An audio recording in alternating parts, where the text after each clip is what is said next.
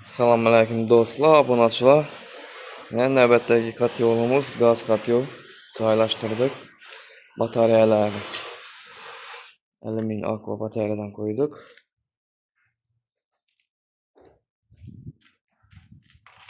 Trubalardan 25 trubadan o'tirdik bu yerni. Apparatga podacha, kotyolga nasos qo'ymadik. O'zi samotok aylanadi. Joyimizni ham yakunladik. Suvni tekshirib ko'ramiz bir qator. Aziz do'stlar, o'tirish sistemasi. Buklon bilan o'tirdik bu yerni. To'rda kuxna, to'rda bani bo'lar ekan bir de.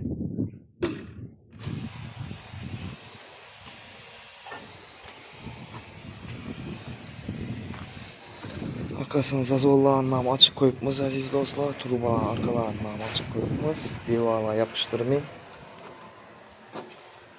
Şu aram bir o'tirib bog' berib o'tasiz deyman.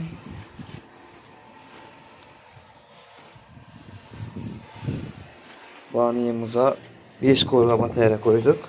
5 korga kızdırады. Yerimiz 4 kanaga bölünedi aziz do'stlar. Her kanaga 8 bataryadan koyduk. 8 korgalar. Mesela yerimize 10 korga. Giraverişimizden 10 korga koyduk. Bir de koridor. Bu tarafımız 4 kat joy bo'ladi.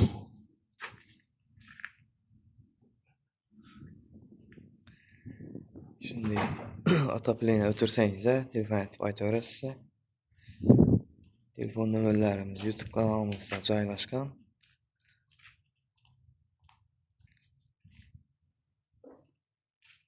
Videolar yoqqan bo'lsa bir like bosib qo'yinglar aziz do'stlar. Abone bo'lib